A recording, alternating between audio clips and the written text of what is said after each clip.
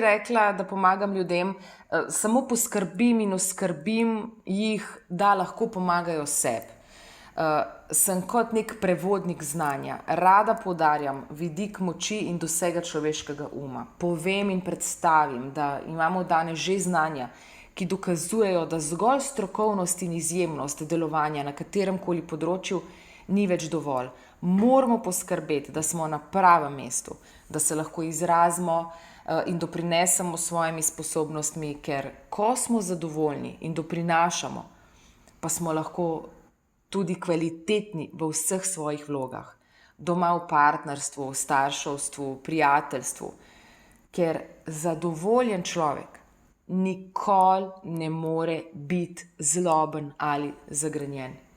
In neumnost bi torej bila, da se ne poslužujemo vseh teh znanj, ki jih ponuja medicina misli. Sej se že vse zavedamo, sej že poznamo, predvsem pojme kot so placebo, nocebo, programiranje misli, reprogramiranje miselne naravnanosti, moč misli, kirurgija uma.